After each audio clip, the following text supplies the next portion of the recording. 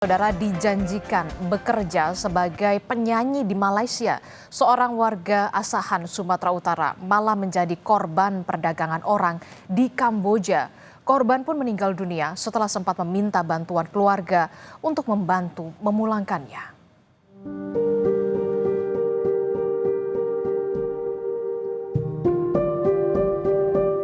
Minta tolong, itulah yang disampaikan seorang warga Kelurahan Bunut, Asahan, Sumatera Utara kepada adiknya di Indonesia. Pria bernama Azwar ini memohon agar sang adik bisa membayarkan biaya denda sebesar 40 juta rupiah dan ongkos supaya bisa pulang. Azwar yang menjadi korban perdagangan orang takut dijual lagi karena tak bisa bekerja dalam kondisi sakit.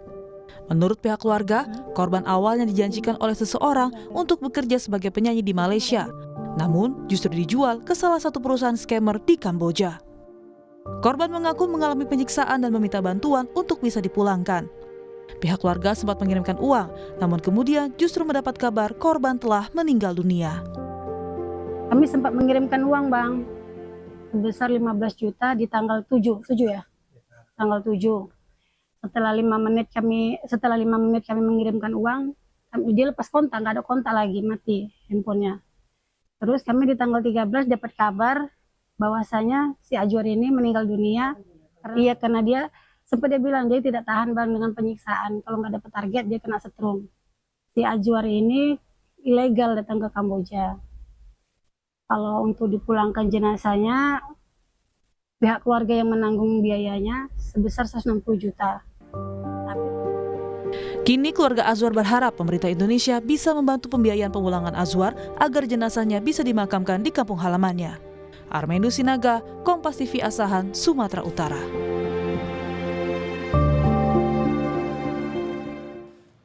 Duka mendalam menyelimuti keluarga Azwar, seorang pria yang dijanjikan menjadi penyanyi malah menjadi korban perdagangan orang di Kamboja. Hingga kini jenazah belum berhasil dipulangkan karena biaya yang harus dikeluarkan keluarga mencapai 160 juta rupiah. Lebih lengkapnya kita akan tanyakan langsung kepada keluarga korban yang tersambung melalui daring. Sudah terhubung bersama dengan bibi korban, Ibu Nur Hayati, dan juga adik korban yakni Abdul Aziz. Assalamualaikum, selamat pagi Bu Nur Hayati dan juga Mas Abdul Aziz. Assalamualaikum. Waalaikumsalam. Selamat pagi. Pertama-tama kami ucapkan turut berduka cita dengan meninggalnya Azwar di Kamboja. Saya akan bertanya terlebih dahulu kepada Bibi Nur Hayati ataupun ke Bang Abdul Aziz selaku adik dari Azwar. Saya ke Abdul Aziz dulu. Mas Abdul Aziz, ini bisa diceritakan lebih dulu kepada kami pemirsa Kompas TV juga di rumah. Jadi sebenarnya Azwar ini awalnya berangkat hendak dijanjikan ke Malaysia untuk menjadi sebagai penyanyi, tapi justru ke Kamboja. Ini ceritanya seperti apa? Kalau ceritanya Bu, kami kan tidak pernah, dia pertama pergi dia nggak pernah ngomong Bu. Tiba 1 bulan sudah di Kamboja, dia baru memberitahu keluarga bahwasanya dia sedang berada di Kamboja Bu. Sebelum berangkat, Bibi Nur Hayati dan juga Mas Abdul Aziz, Azwar tidak pernah cerita ini saya mau berangkat kemana untuk bekerja dengan agen TKI apa, belum pernah ada cerita soal itu? Belum pernah Bu, belum pernah. Dia tidak pernah bilang dia mau pergi ke Malaysia. Tiba-tiba dia ngabarin sudah berada di Kamboja Bu. Jadi berangkat itu kalau tidak salah tepatnya tanggal berapa Azwar ini? Tanggalnya kurang ingat. Dia bulan 3 kemarin Bu, sebelum Hari Raya Idul Fitri Bu. Pertengahan bulan puasa, Bu. Oke, pertengahan bulan puasa. Setelah sempat ada komunikasi sebelumnya pada keluarga Azwar? Sebelumnya belum ada komunikasi Bu. Kepada Bibi Nur Hayati? Setelah 1 bulan di Kamboja baru memberi kabar Bu, kalau bahwasanya dia di Kamboja. Dia sedang sakit, masa itu dia sedang sakit. Dan dia sempat juga mengirimkan uang kepada adiknya sebesar 1.250.000 Bu. 1.250.000 itu di bulan April. April ya? Iya, bulan April, Bu. Di bulan April sempat mengirimkan uang Mei. ke keluarga itu 1.250.000. Apa yang diceritakan Azwar kala itu? Berarti di Malaysia tidak ada komunikasi Azwar selama ini di Malaysia? Tidak, Tidak Bu, ada, Bu. nggak ada. Dia setelah mengirimkan uang itu, dia bilang, ini sisa uang gaji abang kirimkan sama Mujis, baik-baik kamu ya di sana ya. Abang di sini kan kemarin? Abang di sini lagi sakit-sakitan. Setelah ngirim duit ini abang nggak ada kabar lagi, Jis. Kamu baik-baiklah di sana, Jis, katanya gitu, Bu. Cerita apa yang dikerjakan Azwar di Kamboja? Pertama dia bekerja sebagai judi online. Setelah 1 bulan bekerja di judi online, dia dipindahkan ke perusahaan scammer ini, Bu. Pernah cerita juga ke Binur Hayati atau ke Abdul Aziz, kok tiba-tiba dari yang dijanjikan di Malaysia, tapi kok tiba-tiba adanya di Kamboja?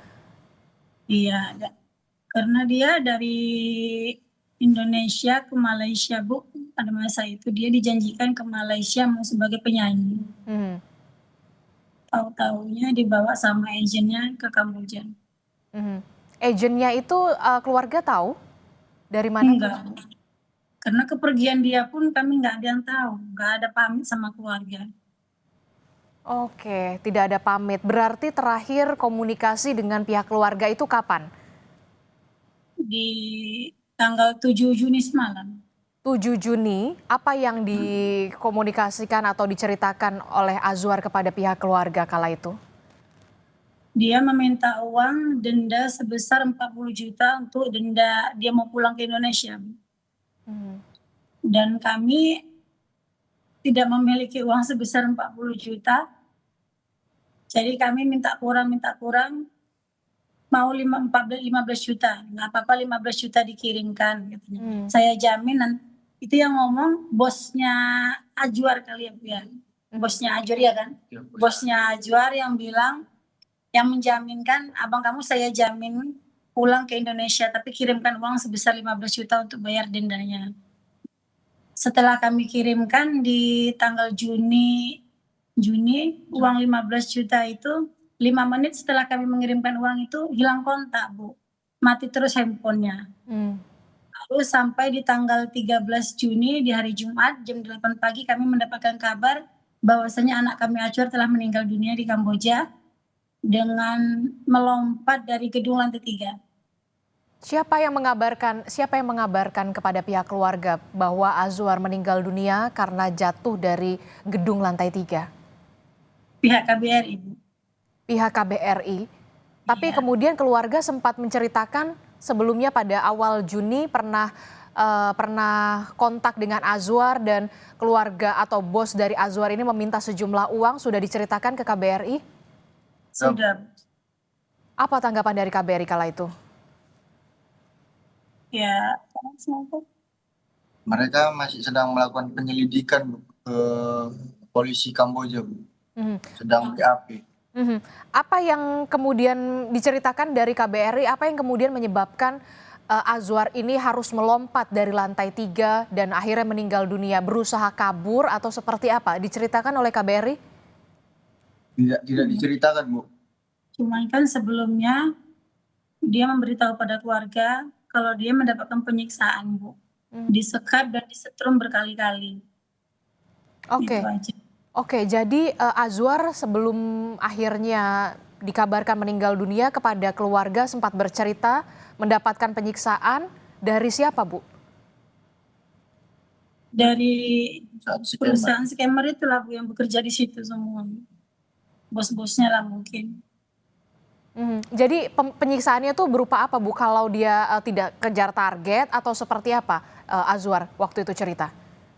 Disetrum, Bu. Tidak mengejar target. Tidak mengejar target, disetrum.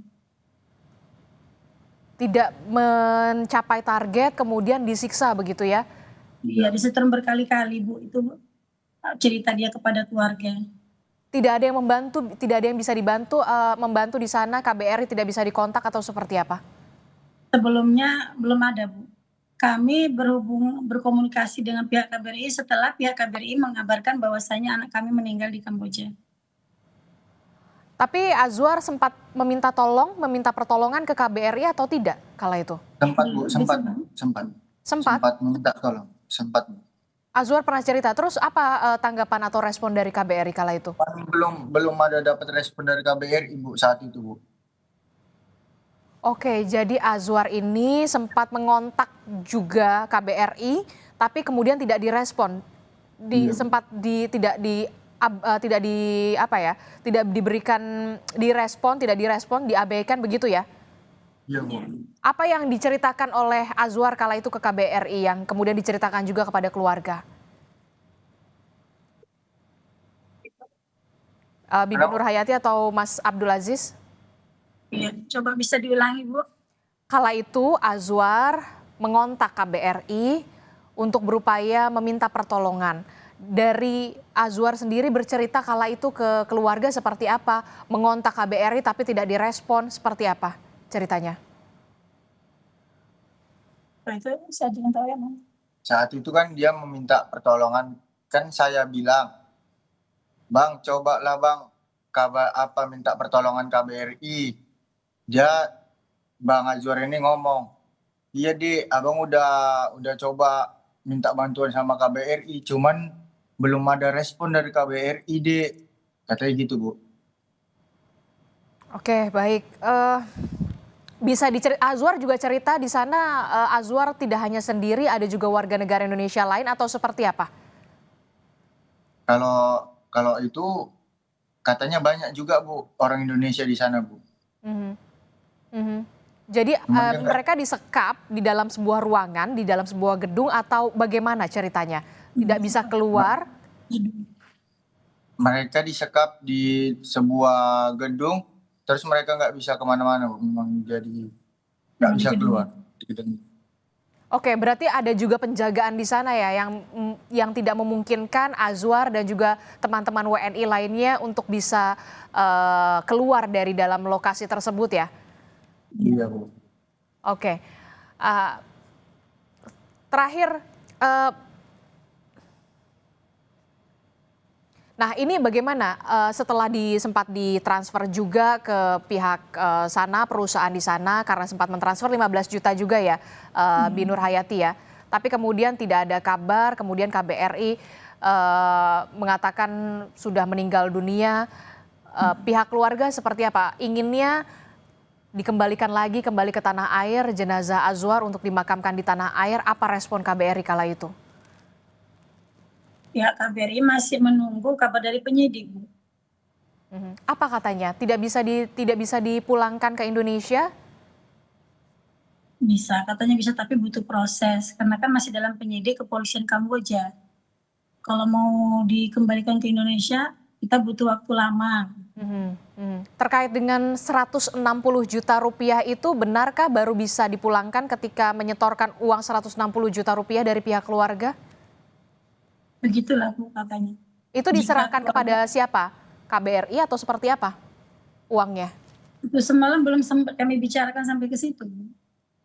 Cuman kayaknya kalau memang pihak keluarga mau minta dipulangkan jenazah ini dengan secara cepat, harus dana dari keluarga sebesar 160 juta. Itu kata siapa Bu Bi Nur Hayati? Yang datang semalam tuh KBRI atau Kemenku gitulah Bu, Komenlu gitulah Bu. Jadi dari pihak di sana begitu ya, kalau mau dipulangkan secara cepat harus mengeluarkan uang 160 juta rupiah. Iya. Baru bisa dengan biaya sendiri karena memang Azwar ini alasannya tidak bisa dipulangkan difasilitasi negara karena memang non prosedural berangkatnya. Iya Bu, iya. Begitu alasan mereka? Iya Bu, iya. Oke, apa terakhir yang ingin Anda sampaikan dari pihak keluarga? Saya berharap tentu saja pemerintah pusat juga mendengar bagaimana keluhan dan juga harapan dari pihak keluarga Azwar untuk bisa jenazah Azwar ini dipulangkan untuk dimakamkan di tanah air. Seperti apa Bi Nur Hayati dan juga Abdul Aziz? Harapan keluarga Bu, kami memohon sekali kepada Bapak Presiden Prabowo Subianto beserta menteri-menterinya. Kami minta bantuannya untuk dipulangkan anak kami ke Indonesia. Itulah harapan kami, Bu. Kami juga dari keluarga tidak mampu, Bu. Kalau harus dari kami, uang sebesar itu kami pun juga tidak punya. Kami memohon bantuan kepada Bapak Presiden Prabowo Subianto. Mohon dibantu kami, Bu. Maaf Pak, mohon dibantu kami. Oke, kalau dari Mas Abdul Aziz, berarti pihak keluarga tidak punya uang sebesar 160 juta rupiah itu. Apa yang ingin Anda sampaikan untuk bisa kembali kakak Anda, abang Anda, Azwar ini bisa kembali untuk bisa dimakamkan di tanah air? Kami memohon kepada Bapak Presiden Prabowo Subianto untuk berpulangnya jenazah abang saya bernama Azwar untuk ke Indonesia. Kalau untuk biaya kami keluarga tidak mampu untuk mencukupin biayanya, Pak. Oke, keluarga dari almarhum Azwar berharap pemerintah pusat bisa melakukan bantuan untuk mengirimkan jenazah Azwar ini kembali ke kampung halaman di Asahan, Sumatera Utara untuk bisa dimakamkan oleh pihak keluarga karena keluarga tidak ada dana begitu untuk bisa mengeluarkan uang sebesar 160 juta rupiah. Terima kasih. Binur Hayati sudah bergabung bersama kami. Abdul Aziz, terima kasih. Semoga pemerintah pusat melalui tayangan ini bisa melihat bagaimana harapan dan juga permintaan dari keluarga Azwar. Terima kasih Binur Hayati dan juga Nur Aziz. Sama-sama.